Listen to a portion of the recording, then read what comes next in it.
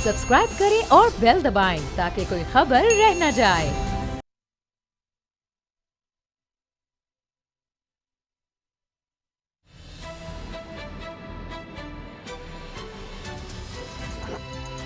अब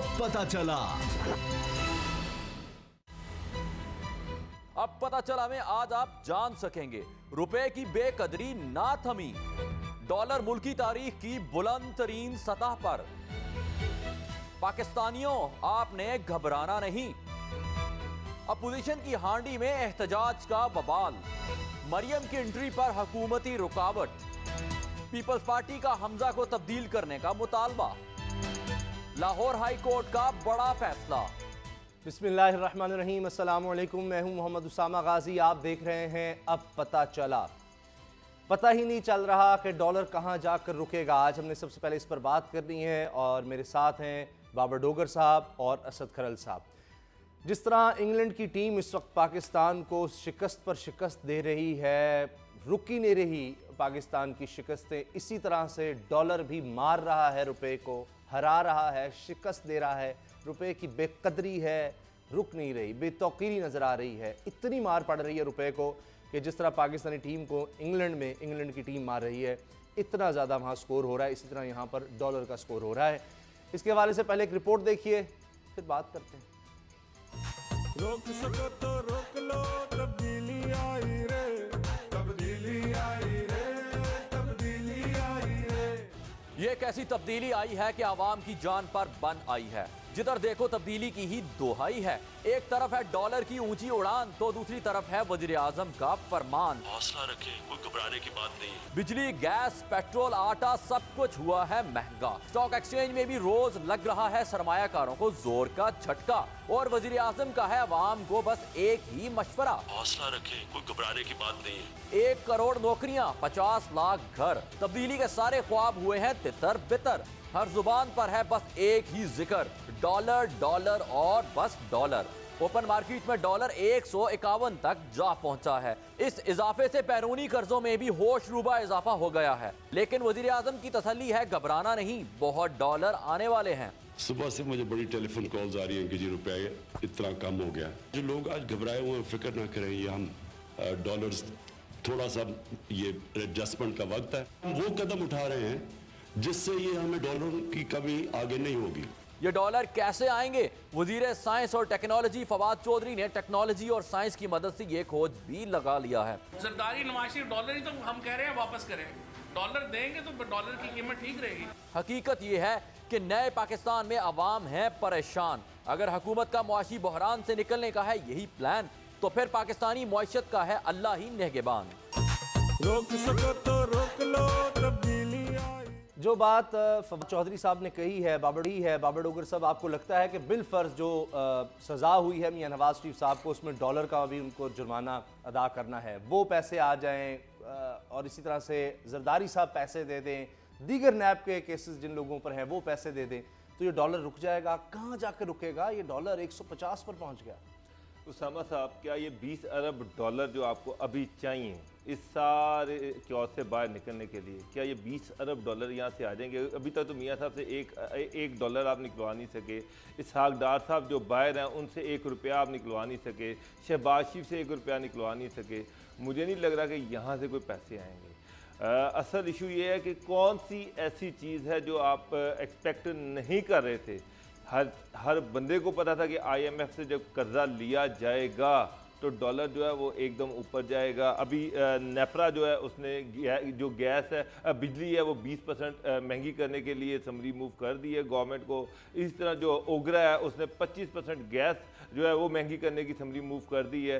तो ये 1 जुलाई से आप देखेंगे कि बिजली और गैस की कीमतें जो हैं वो भी बढ़ जाएंगी और इसके साथ साथ पेट्रोल जो है उसकी कीमतों में भी रीएडजस्टमेंट होगी। तो ये तो सारी चीज़ें एक्सपेक्ट की जा रही थी। असल इशू ये है कि गवर्नमेंट के पास मुतबादल प्लान क्या है। गवर्नमेंट आप देखें नैब जो है वो धड़ाधड़ इन्वेस्टर्स को पकड़ रही है, इन्वेस्टर भाग रहे हैं, बड़े बड़े कारोबारी लोग भाग रहे हैं। जो FBI है उसने एक क्योस की हैरेसमेंट क्रिएट की हुई है। जो ट्रेडर है 400 का टैक्स डेफिसिट है, लेकिन हरासमेंट जो है उन्होंने पूरी तरह से बनाई हुई है। मिनिस्टर जो है वो बेतुकी बातें कर रहे हैं, गवर्नमेंट जो है को ब्यूरोक्रेसी सपोर्ट नहीं कर रही, अपोजिशन जो है वो सड़कों पे आने की तैयारी कर रही है। तो एनएबलिंग एनवायरनमेंट है कहां पर? बाबर डॉक्टर साहब, ये तो नहीं कि जो सारे माफिया बने हुए थे, स्टॉक एक्सचेंज में माफिया था, डॉलर की कदर वाला एक माफिया था, जो ये जखीरा अंदोजी करते हैं वो माफिया था, आप रियल एस्टेट का देख लें, सारा काला धन वहां जा रहा है, तो वो जो टैक्स नहीं देते वो एकदम हिलके रह गया। पैसा तो नहीं कि काले धन पर सारी इकोनॉमी खड़ी थी, अब उसको जब चेंज करें तो उस वजह से तो नहीं ये सब कुछ बैठने लग गया, ये भी तो एक वजह हो सकती है। उसामा साहब, गवर्नमेंट को आउट ऑफ बॉक्स सोचने की जरूरत है, हरासमेंट पैदा करने की ज़रूरत नहीं है, मार्केट के अंदर इत्मीनान लाने की ज़रूरत है, कॉन्फिडेंस लाने की ज़रूरत है। इनको चाहिए कि पहले तो तमाम स्टेक होल्डर्स को इकट्ठा करें, उनको मिल तो रहे हैं हफीज शेख साहब आज भी दर दर जाकर सरमाकारों के साथ, मईशदारों के साथ सर, प्राइम मिनिस्टर खुद मिले, प्राइम मिनिस्टर जो है वो अपोजिशन को भी बुलाएं, वो बड़े बड़े इन्वेस्टर्स को भी बुलाएं, वो ट्रेडर्स को बुलाएं, उन सबसे मुलाकात करें। वो मनी चेंजर स्टॉक के लोगों को बुलाते हैं तो वो साथ ही स्टॉक एक्सचेंज गिर जाती है, डॉलर जो है और आगे चला जाता है, वो तो मुलाकातों का उल्टा असर होने लग जाता है। कहां बुलाया? मुझे एक बात बताएं, सरकार इस वक्त अब दुनिया में बेतहाशा ममालिक हैं, मैं आपको बड़ी मिसालें दे सकता हूं कि जिन पे ये टाइम आया और उसके बाद वो राइज कर गए, वो ऊपर चले गए और उन्होंने इन अंधेरों में भी रोशनी ढूंढ ली। बात यह है कि असल चीज़ है कि गवर्नमेंट ने एक डायरेक्शन सेट करनी है, गवर्नमेंट ने एक एनेबलिंग एनवायरनमेंट पैदा करना है और इसके लिए जो पहला स्टेप है वो गवर्नमेंट ने लेना है। आप अपोजिशन के साथ बैठ जाए, उनसे कहे कि भाई हमारे साथ मिलके चलो यार, हमने इकोनॉमी को दुरुस्त करना है, आप हमारे साथ कदम कदम चलो, बजाय कि ये सारे चोर हैं, डाकू हैं, इन सबको पकड़ के जेलों में डाल देंगे। साहब केस खत्म कर दें जरदारी साहब पर, नवाज शरीफ साहब पर, उन सबको बाहर ले आए। नहीं यही मतलब आप कह रहे साथ बैठे, वो नैब को इंडिपेंडेंट कर दे, गवर्नमेंट नैब की स्पोक्समैन ना बने। अच्छा असद खरल साहब, ये तो खौफनाक सूरत हाल है, आज भी अगर देखें तो वज़ीर आज़म साहब तो ये कह रहे हैं घबराए नहीं, एडजस्टमेंट हो रही है। आपको लगता है कहीं जाके रुकेगा, कोई 150 है तो 160, 165, कहीं ये मामला रुकेगा ताकि पता तो लगे कि हमने, पाकिस्तान ने, पाकिस्तानियों ने कितनी यहाँ पर मईशत में मार खानी है, किस तरह अपने आप को एडजस्ट करना है, कितना को अपनी बेल्ट को टाइट करना है? देखिए उसामा साहब, रूमर फैलानी नहीं चाहिए, लेकिन मामला ये है कि जो चीज़ें नज़र आ रही हैं, जो पहले भी हम कह रहे हैं, ये डॉलर 180 रुपए तक जाएगा, 234 रुपए तक पाउंड जाएगा। अब मैं अल्लाह करे मेरी बात ये गलत हो, लेकिन जो हालात वाक़यात नज़र आ रहे हैं, देखिए हफीज़ शेख साहब ने सरमायादारों को, स्टॉक ब्रोकर को, सबको बुलाया, गवर्नर हाउस में इकट्ठा किया, उन्होंने हर तरीके से उनको एश्योरेंस दी, उनके सामने टेलीफोन किए, मुख्तलिफ उन्होंने मेयर्स लिए, लेकिन उसका असर नहीं को हो रहा। मार्केट के ऊपर आप देखें, इंटरबैंक रेट में और डॉलर जिस तरह ओपन मार्केट में कभी इंटरबैंक रेट ऊपर हो जाता है, 2 रुपए का फर्क 3 रुपए का आ जाता है, कभी नीचे हो जाता है। आज मार्केट का रेट ऊपर था, इंटरबैंक का रेट नीचे था, 150-51 तक पहुंच गया। मामला ये है कि उस वजह से ये सारी जो क्राइसिस एक पैदा हुआ है, अब ये मिनिस्टर जो मशीर खजाना है उन्होंने भी कहा और स्टेट बैंक को उन्होंने कहा है कि 31 मई को जो मॉनिटरिंग पॉलिसी का ऐलान किया जाना था, अब वो इस मंडे को उसका ऐलान जो है उसका इम्कान है जी, और साथ ही उसके जो 20 मई को यानी, और साथ उसके ये क्योंकि जो 10.75 पैसे जो इस वक्त मार्कअप चल रहा है, ये गुज़श्ता जो 19 माह से 5% ये मार्कअप में इजाफा हुआ है। फिर आप जो डोगर साहब अभी बात कर रहे थे, ओगरा ने 20% नहीं, 25% नहीं, 47% जो है SNGPL के हवाले से और 28% गालबन जो है वो SSGC ने अपने नरक जो गैस के उस हवाले से समरी जो उन्होंने मंजूर की है, और इसी तरह बिजली के हवाले से 2 रुपए फी यूनिट उसमें इजाफा आ रहा है। मामला ये है कि ये जो सारे डोगर साहब कह रहे हैं, आप भी कह रहे हैं, मामला ये है कि नवाज शरीफ साहब, जरदारी साहब, शहबाज शरीफ साहब, वो केसेस मनी लॉन्ड्रिंग के, करप्शन के केसेस वो एक साइड बाय साइड है, वो नैब का काम है, वो तो वहां से रिकवरी आएंगी, ट्रक की बत्ती के पीछे 9 माह से कॉम लगी हुई है, वहां तो $1 नहीं आया।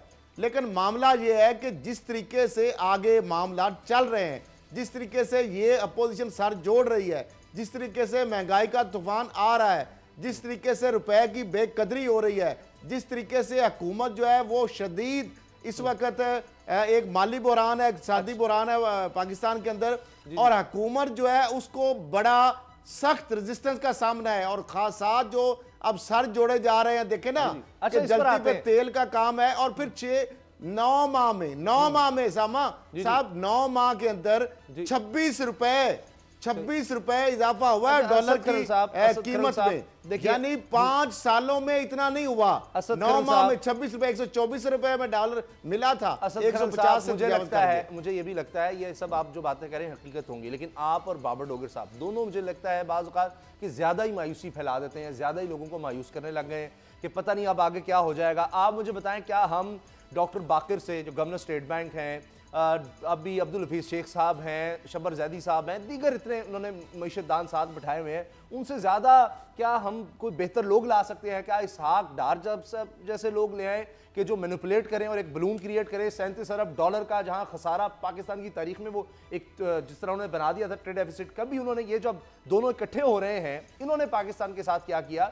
यानी आप देखें 10 साल इनकी हुकूमत रही जो इकट्ठे हो रहे हैं। अब आज की खबर जिस पर हम अब बात करते हैं, बिलावल भुट्टो साहब ने जनाब दावत दी है इफ्तार की, और मरियम साहिबा ने कबूल कर ली है, साथ ही मौलाना फजलुर रहमान, नसफंदियार वली, शेर पाओ साहब, अख्तर मैंगल साहब, सारों को वो इफ्तार डिनर पर बुला रहे हैं इतवार के दिन, और वहाँ पर कोई साजिश की तैयारी करनी है कि हुकूमत को हमने किस तरह गिराना है, ये लग रहा है कि वहाँ पर प्लान है, और पहली दफ़ा इस तरह से ये मुलाकात होने जा रही है। तो बाबर डोगर साहब, आप बड़े खुश हो जाइएगा फिर ये जब साजिश तैयार हो जाएगी और हुकूमत को गिरा देंगे, अगर कोई हुकूमत को गिराने में काम है तो हालात क्या बड़े अच्छे हो जाएंगे, बड़े बेहतर हो जाएंगे। याद है ना इन्होंने क्या किया 10 सालों में, क्यों मुल्क में आज ये हालात हैं? अगर 10 साल में इन्होंने इतना अच्छा दोनों ने मिलकर परफॉर्म किया था, तो जो आज मिलने जा रहे हैं। अच्छा उसामा साहब, गवर्नमेंट के बहुत बड़े सपोर्टर हैं। नहीं, मैं सपोर्टर नहीं हूं। आप मुझे एक बात 10 साल इन्होंने क्या किया? मुझे एक बात ये हुकूमत सब बुरा कर रही, चले मैं मान लेता हूं। क्या आप इनके 10 साल का कोई हिसाब देगा? मेरी एक अर्ज सुन लें, IMF के पास जाना था तो ये सारा कुछ होना था। पाकिस्तान का बच्चा हर लेमैन भी ये जानता है कि ये कुछ होना था जो कुछ हुआ है, लेकिन इसके साथ साथ गवर्नमेंट का मुतबादल कोई प्लान भी तो होना चाहिए था। आप मुझे बता दें कि गवर्नमेंट का क्या मुतबादल प्लान है? क्या जो मैं कह रहा हूँ, क्या अपोजिशन जो है उसके साथ बैठ के गवर्नमेंट बात नहीं कर सकती? क्या नैब को इंडिपेंडेंट नहीं कर सकती? गवर्नमेंट नैब की स्पोक्समैन क्यों बनी हुई है?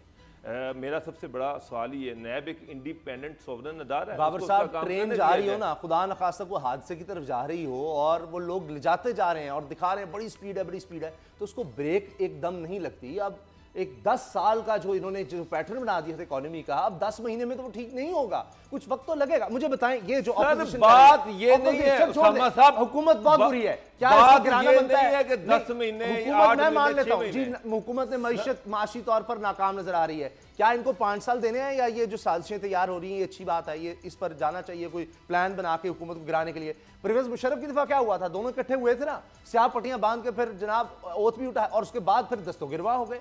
ये जब अगर किसी को गिराते हैं तो ये ऐसे वक्त से पहले दोनों एक दूसरे के खिलाफ होंगे। मुझे फिर अगर आप यही बात कर रहे हैं तो आपकी PTI जो थी ये भी पहले साल ही वहाँ इस्लामाबाद में इकट्ठी हो गई थी, कंटेनर के ऊपर चढ़ गई थी। आपके सामने मौलाना तारुक कादरी और ये जो डॉक्टर तारुक कादरी ये इकट्ठे हो गए थे पहले साल ही, सारी दुनिया को पता है। इन्होंने कौन सा टाइम दिया था? तो आप इससे क्या एक्सपेक्ट करें कि जिन्होंने इनके दफ़ा तो पार्लियामेंट के सामने कंटेनर रख दिया था तो ये उनको क्या फूलों के हार पहनाए, जबकि उस वक्त इकोनॉमी भी बिल्कुल ठीक थी, इतनी बुरी हालत नहीं थी। जायज़ है, लेकिन नहीं जायज़ नहीं है। मैं गवर्नमेंट से ये चाहता हूँ, मेरी 10 बजे तक गवर्नमेंट से ये इल्तिजा है कि government out of the box सोचे। गवर्नमेंट जो है नया रास्ता निकाले। गवर्नमेंट को चाहिए कि एनेबलिंग एनवायरनमेंट सही है। ऐसे जब आपकी इकोनॉमी का बेड़ा गर्क हुआ है तो पाकिस्तान में पॉलिटिकल स्टेबिलिटी पहली चीज है, पार्लियामेंट के अंदर स्टेबिलिटी पहली चीज है। अब सरमायाकार नहीं आ रहा तो क्या करें, वो फलाई कामों में तो आ जाता है। इसमें असद खरल साहब, सर मेरी एक बात सुने, पॉलिटिकल स्टेबिलिटी आप कहते हैं कि सारी अपोजिशन को पकड़ के जेल में डाल देंगे, तो पॉलिटिकल स्टेबिलिटी कहां से आएगी? तो सारी ऑपोजिशन ने फिर इन्वेस्टमेंट लानी है क्या? असद खरल साहब, ये ऑपोजिशन जो अब ये खिचड़ी पकने लगी है, बिलावल साहब ने बुला लिया इफ्तार डिनर पर, मरियम साहब ने भी दावत कबूल कर ली है, तो ये कुछ वाकई ईद के बाद उन दिनों में आपको लगता है कि हुकूमत गिरा देंगे और इस तरह से कोई हालात बेहतर हो जाएंगे? देखिए, हुकूमत गिराने के लिए ये सारा गठजोड़ नहीं हो रहा, ये गठजोड़ हो रहा है अपने मुकदमात जो नैब के अंदर चल रहे हैं, जो उनकी गिरफ्तारियां होने वाली हैं, जो जेलों के अंदर लोग बैठे हैं, वो अपनी किसी न किसी तरीके से चाहते हैं कि ये प्रेशर टैक्टिक्स जो इस्तेमाल करके हमको अपने लिए रायते निकालें। नवाज शरीफ साहब का ये एजेंडा है कि मैं किस तरीके से बाहर पहुंचूं, शहबाज शरीफ साहब का ये एजेंडा है कि मैं किसी तरीके से जो अपने केसों से जान छूट जाए, जरदारी साहब का, बिलावल साहब का, उनका मामला यही है।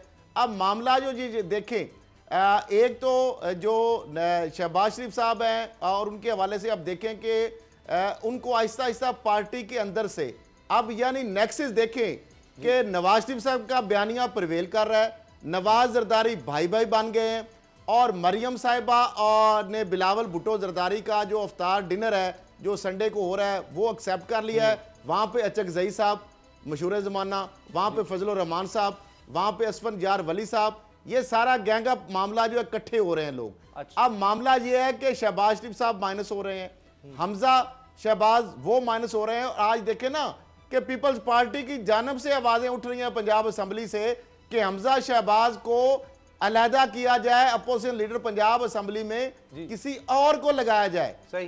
तो हसन मुर्तजा जो पार्लियामेंट लीडर हैं पीपल्स पार्टी के, वो किसकी जुबान बोल रहे हैं? ये तो आपने इसका जो मतलब कहा कि ये है ये अपने केसेस के लिए इकट्ठे हो रहे हैं, बचने के लिए इकट्ठे हो रहे हैं, लेकिन मरियम तो कह रही हैं कि नवाज शरीफ अवाम के रहनुमा हैं, वो अपनी सेहत की नाजुक सूरत हाल से ज्यादा आम आदमी के मसाइल से परेशान है, पाकिस्तान की गिरती मईशत के बारे में बहुत फिक्रमंद है।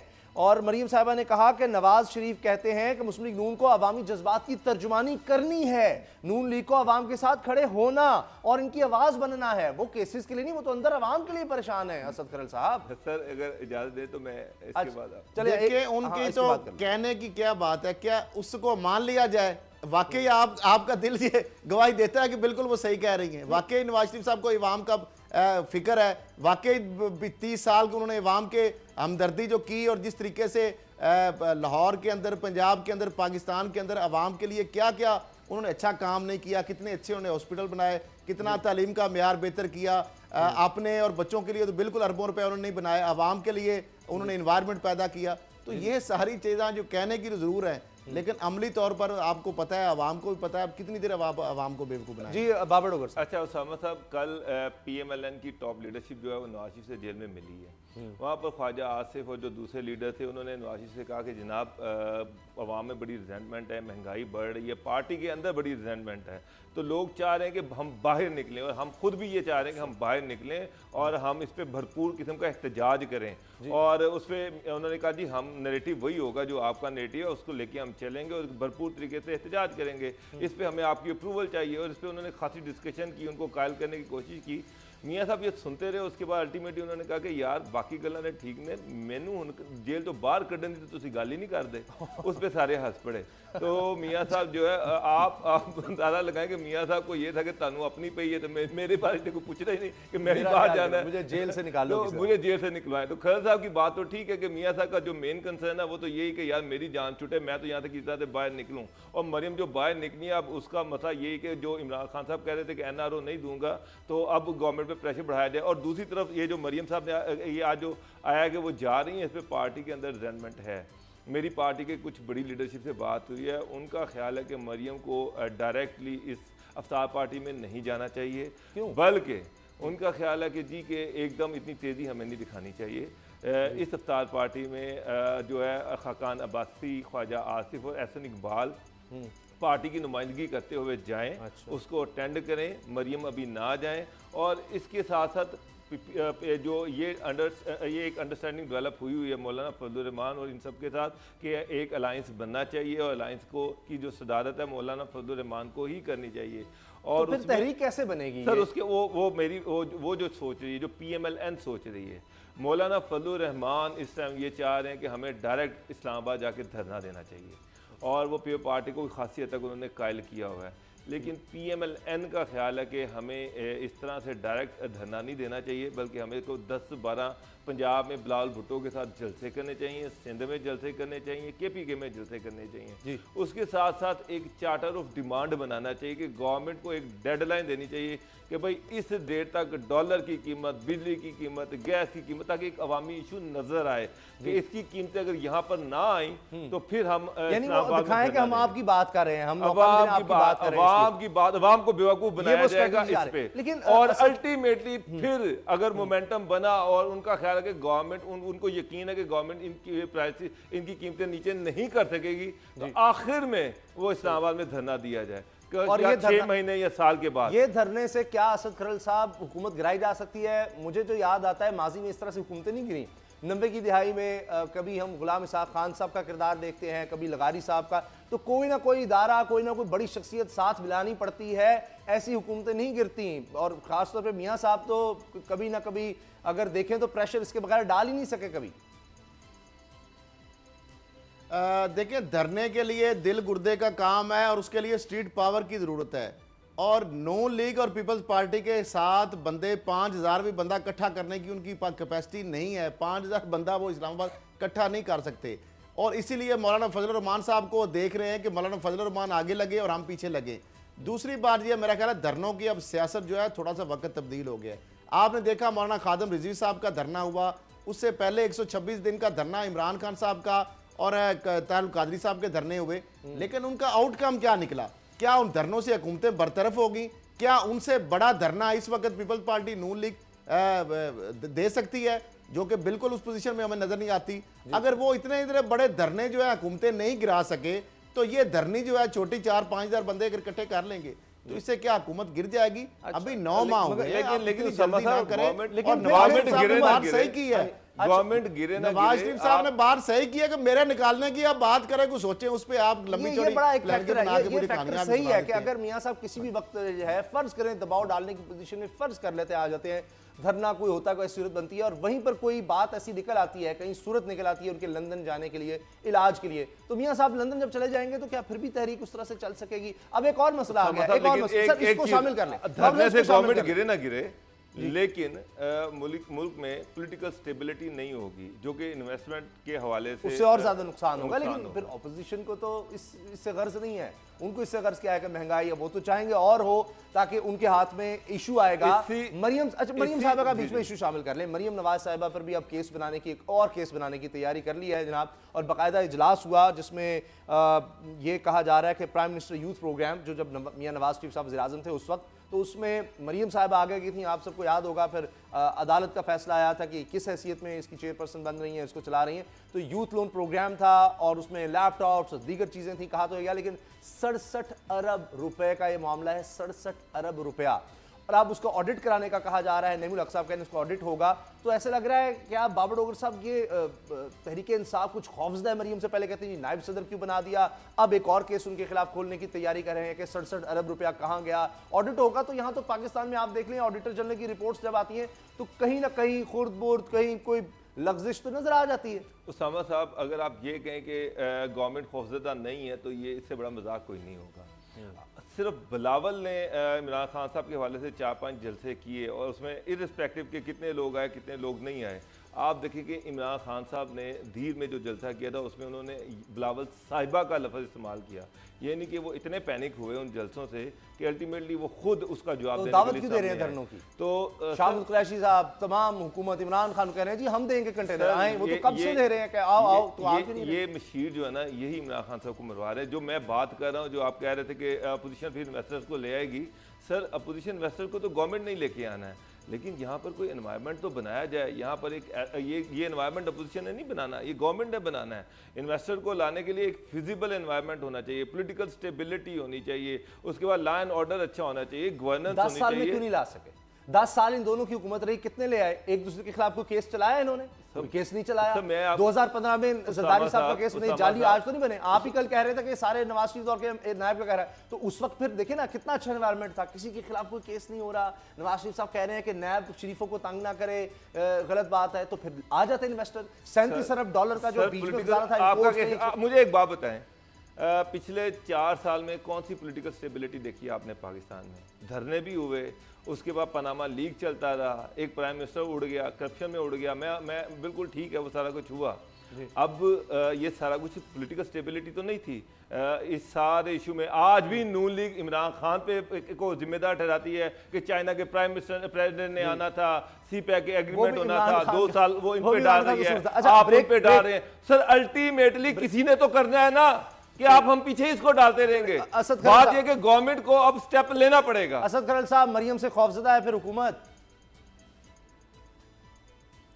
बिल्कुल इस वक्त जो सूरत बन रही है ब्लैक मेलिंग के लिए, चूंकि हुकूमत की अपनी बदहवासियाँ हैं, बेवकूफ़ियाँ हैं, जिसकी वजह से अवाम में वो अनपॉपुलर हो रही है। और इस चीज़ को मरियम साहिबा, बिलावल भुट्टो जरदारी साहब, फजलुर रहमान साहब, बाकी जो अपोजिशन पार्टियाँ इस चीज़ को एक्सप्लॉइट कर रहे हैं, इस चीज़ को इनकैश कर रहे हैं। मैं कहता हूँ इसमें अपोजिशन की कामयाबी नहीं है, इसमें सबसे ज़्यादा नाकामी अपनी हुकूमत की है, जो उसको मिस गवर्नेंस कर रही है, जो बैड उससे गवर्नेंस हो रही है, जो उससे चीज़ों के ऊपर काबू पाने में नाकाम हो रही है, डिलीवर नहीं कर पा रही। हुकूमत डिलीवर नहीं कर पा रही, हुकूमत कामयाब नहीं, अवाम की उमंगों पे पूरा नहीं उतर रही। हर आने वाला दिन जो है हुकूमत के लिए अवाम में मायूसी पैदा हो रही है, और यही चीज़ जो है मरियम और बिलावल को मजबूत कर रही है। और अब मुझे ब्रेक लेनी है, लेकिन ब्रेक से पहले मैं इतना बता दूं कि जो बाबर डोगर साहब कह रहे हैं आउट ऑफ द बॉक्स सोचना होगा, और शायद असल कहानी है कि जितने पढ़े लिखे लोग, समझदार लोग टीम में शामिल कर लें, मईशतदान यकीनन बहुत समझदार होंगे,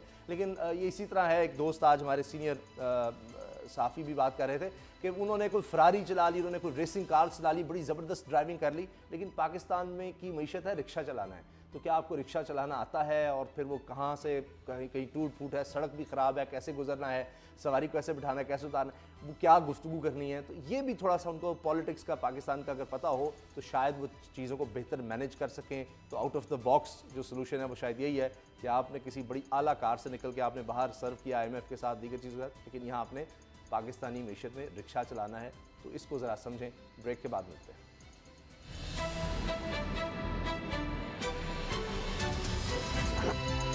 अब पता चला।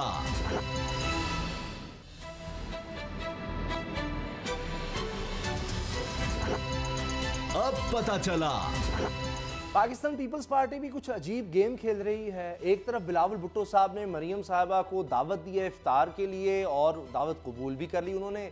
दूसरी तरफ पाकिस्तान पीपल्स पार्टी के पंजाब असम्बली में पार्लिमानी रहनुमा हसन मुर्तज़ा साहब कह रहे हैं कि हमजा शहबाज को बदला जाए अपोजिशन लीडर के तौर पर पंजाब असम्बली से, क्योंकि वो अपने ज़ाती मामलात में, केसेस में मसरूफ़ हैं और अपोजिशन की सही तरह नुमाइंदगी नहीं कर पा रहे, बात नहीं कर पा रहे, और हमसे कोई मशवरे भी नहीं करते कि चेयरमैन कमेटियों के कौन बनेगा। उस पर उन्होंने नून लीग ने तो बाइकआउट कर दिया, लेकिन हम उसमें हिस्सा लेंगे। तो ये एक अजीब मखमसा सा बन गया है। बाबर डोगर साहब, ये हो क्या रहा है कि एक तरफ साथ चलने की बात हो रही है, तहरीक लाने की, और यहाँ पर हमजा शहबाज साहब भी कबूल नहीं है कि पहले शहबाज शरीफ साहब को अपोजिशन लीडर बनाया, वो वहाँ से हटे हैं कि उन्होंने कहा जी मैं अपनी मसरूफियात के बाइस जो है वो नहीं आ सकता, तो लिहाजा PAC के उन्होंने पीछे हटे। अब यहाँ पर भी ये मामला शुरू हो रहा है। उसामा साहब बिल्कुल हसन मुर्तज़ा जो है बिल्कुल ठीक कह रहे हैं, और मैं आपको एक चीज़ बता दूं कि PMLN के अंदर भी खासी रिजर्वेशन है, लोग खासी बातें तो कर रहे हैं, मे बी कि हमजा के सामने ओपनली नहीं बात कर पा रहे होंगे, इसलिए उन्होंने वो बात जो उनके दिल में थी वो हसन मुर्तज़ा से खुलवा दी है। मैं आपको बताऊं कि आप देख लें कि जो PAC के चेयरमैन बनने के वो ख्वाहिशमंद हैं, उसके साथ अपोजिशन लीडर हैं, ये बड़े बड़े ओहदे उन्होंने अपने पास रखे हुए हैं, लेकिन वो असम्बली का इजलास अटेंड करने आते ही नहीं। आप देखें कि लास्ट टाइम वो कब असम्बली का इजलास अटेंड करने आए थे, पिछले पूरे सेशन में वो असम्बली में नहीं आए। ये सिर्फ उन्होंने नैब से बचने के लिए, अपनी गिरफ्तारी से बचने के लिए ये सारे ओहदे रखे हुए हैं कि अगर नैब में पकड़ा जाता हूँ तो फिर मैं PAC का चेयरमैन भी हो जाऊँ, अपोजिशन भी हो जाऊँ, पार्लिमानी कमेटीज़ का इजलास होते रहे, मैं उनमें आता रहूँ और मैं गिरफ्तारी से बचा रहूँ। इसके अलावा और कोई मकसद नहीं है। फिर पार्टी तो दूर की बात है, वो तो अपनी पार्टी के MPs के लिए उनके पास टाइम नहीं है। तो ऐसा बंदा जिसके लिए अपनी पार्टी के मेंबर्स के लिए टाइम नहीं है, जिसके अपोजिशन के जो अलायंसेस हैं, जो आपका पार्टनर है, उनके लिए टाइम नहीं है, तो फिर इस तरह के ओहदे रखने का मकसद क्या है, यूटिलिटी क्या है? हमारे यहीं पर एक दफ़ा ट्रांसमिशन थी, उसमें MPA साहब एक आए और उन्होंने कहा कि नहीं ये तो बिल्कुल गलत परसेप्शन है, हम जब व्हाट्सएप करते हैं टाइम हमें फ़ौरन मिल जाता है, हम हमजा साहब से मिल लेते हैं। हमजा क्या, उन्होंने कहा कि शहबाज शरीफ साहब से मिल लेते हैं, नवाज शरीफ साहब से मिल लेते हैं। ये प्रोग्राम के अंदर आपसे कहा था? बिल्कुल। उन्होंने आप माइक उनका उतारते, कैमरा पल्ली साइड पे करते, फिर कहते अब बताएं, तो फिर वो आपको हकीकत बताते। नहीं जाते हुए उन्होंने कहा, मैंने उनसे कहा कि सर जो हसन मुर्तज़ा साहब हैं उनको ये सारी चीजें PMLN के MPs ने फीड की हैं कि जनाब आप जरा ये आवाज उठाएं, आप जरा इस पे शोर मचाएं। इनकी तो आदत नहीं है एमपीएस के साथ हाथ मिलाने की या मिलने की, ये तो उनको टाइम ही नहीं देते। ये बात सच है असद खरल साहब, ये बात सच है, वरना तो हमजा शहबाज साहब तो बड़े एक्टिव और कह रहे हैं जी तमाम कमेटियों का बायकॉट और पंजाब असेंबली चलने ही नहीं देनी, बड़ा उन्होंने शोर मचाया वहां पर, फिर भी पसंद नहीं आ रहे दीगर जमातों को ऑपोजिशन में जो मौजूद हैं।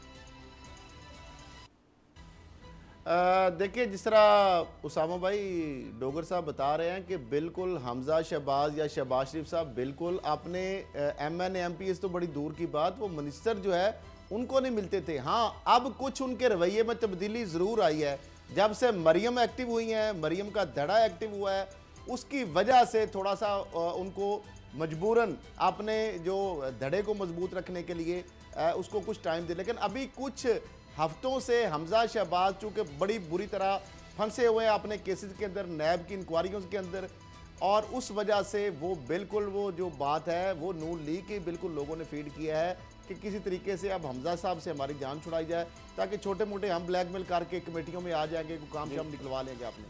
क्योंकि हमजा साहब जो अपने उनके मामलात की पड़ी हुई है, असम्बली के अंदर अमूर चल नहीं रहे, तो मामलात हमारा जो है वो आपको पता है हर एमएनए एमपीए के कोई ना कोई इशूज़ एमपीए के खासतौर पर पंजाब असेंबली में जो नून लीग के हैं उनके मसले मसाइल तो होते हैं छोटे मोटे। अब अगर कमेटियों में आएंगे थोड़ा बहुत को कार कुर के को फोन करा लिया, किसी का रुका ले लिया, को पर्ची ले ली, तो अच्छा, ये मामला तो है।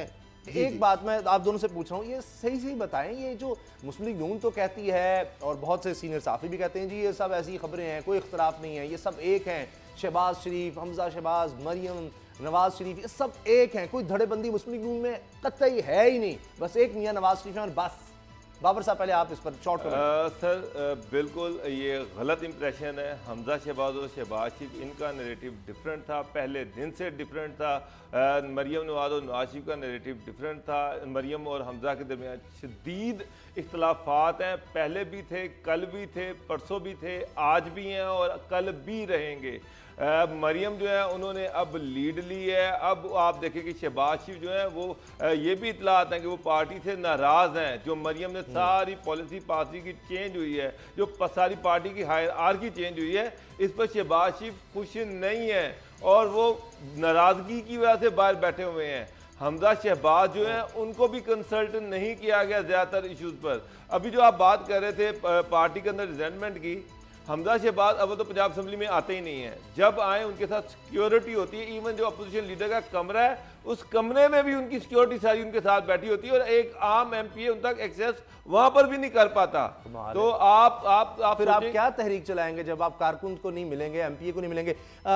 ये मुझे याद आ रहा है हज़रत खरल साहब के, मैंने कवर किया जब ये इलेक्शन हो रहा था, क्योंकि पूरे पाकिस्तान की नज़रें उस इलेक्शन पर थी। कुलसूम साहिबा के दरमियान, मरहुमा के और डॉक्टर यास्मीन राशिद साहिबा के दरमियान ज़िमनी इलेक्शन हो रहा था, तो वहाँ पर मैंने सारा बड़ा कवर किया जाकर, तो मैंने देखा कि ये वहाँ पर बातें हो रही थी कि हमजा साहब उस तरह शिरकत नहीं कर रहे थे उस कैंपेन में, मरियम साहब आगे आगे थी और हमजा साहब उनका धड़ा वो सारा काम पीछे उनके पास था, वो वहाँ पर एक्टिव नहीं थे। और इसीलिए फिर जब इलेक्शन हुआ, जनरल इलेक्शन, तो उस सीट से फिर उनको नहीं लड़ाया गया, मरियम भी नहीं आई वहाँ पर। जी असद खरल साहब। उसामा साहब वो एक्टिव होने की बजाय इवन के वो बैरून मुल्क चले गए थे, उनका रोल बिल्कुल माइनस कर दिया गया था। मरियम साहिबा ने वो सारी कैंपेन लीड की, उन्होंने टेक ओवर किया। हालांकि उसी हल्के के अंदर अगर बात की जाए तो जब अयाज सादिक साहब उसी इलाकों से जब मुंतखब हुए थे तो उस तमाम जो कैंपेन उसके इंचार्ज हमजा शहबाज थे, उसमें मरियम साहिबा का जीरो रोल था। लेकिन जब कुलसूम साहिबा जो मरहूमा है उनकी जब कैंपेन इलेक्शन हुई तो आपने देखा हमजा बिल्कुल उनको आउट कर दिया गया।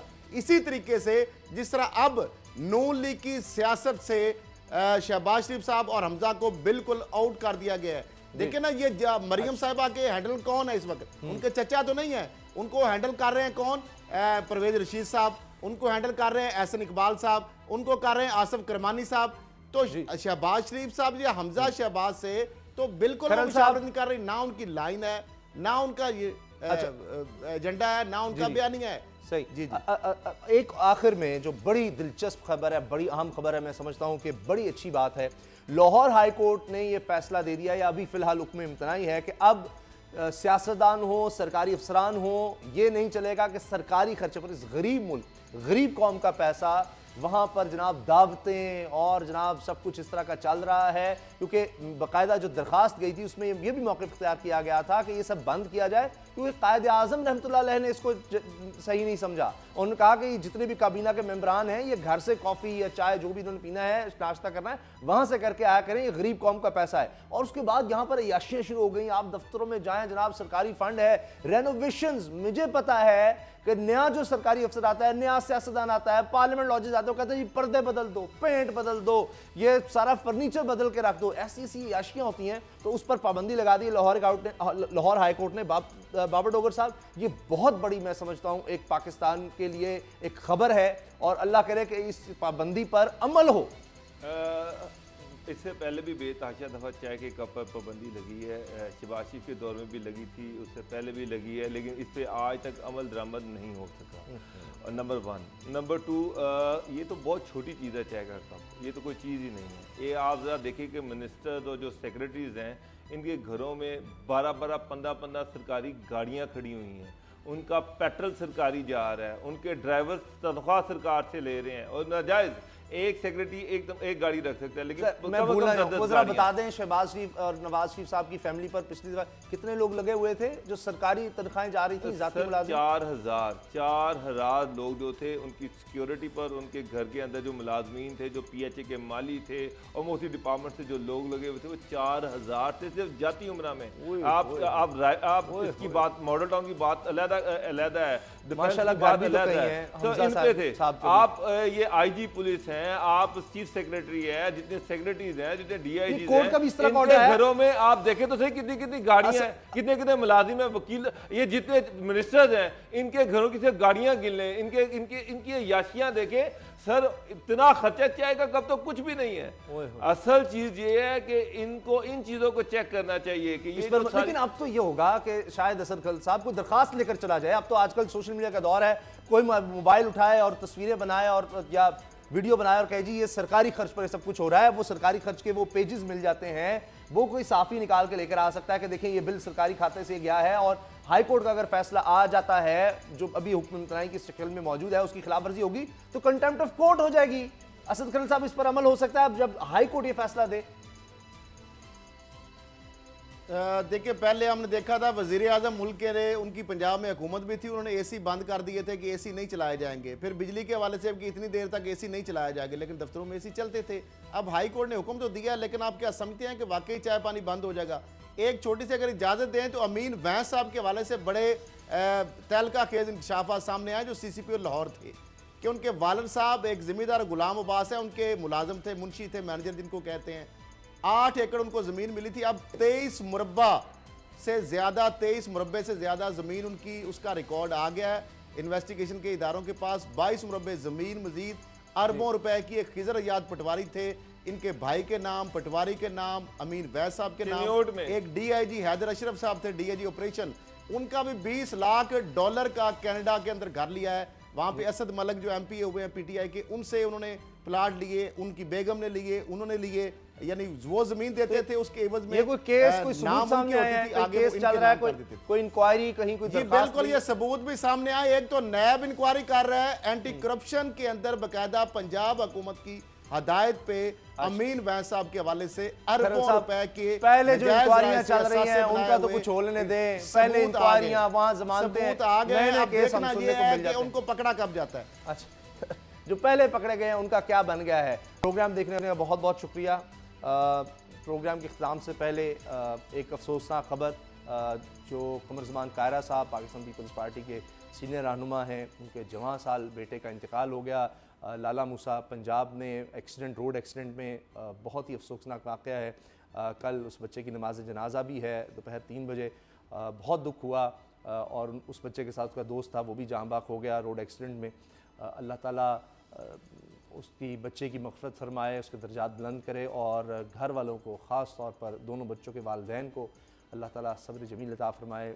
ये बहुत बड़ा सदमा है, इसीलिए प्रोग्राम के आखिर में मेरी कोशिश होती है कि मैं दुआ किया करूँ कि अल्लाह ताला आप सबको हिफ्ज़ व अमान में रखे, अल्लाह ताला हमारे मुल्क पर करम फरमाए, और अल्लाह ताला आप सबको नफ़रत और औलाद के गम से महफूज रखे। इजाज़त दीजिए, अल्लाह हाफ़िज़।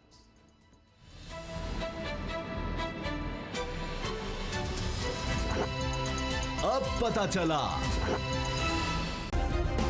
सब्सक्राइब करें और बेल दबाएं ताकि कोई खबर रह न जाए।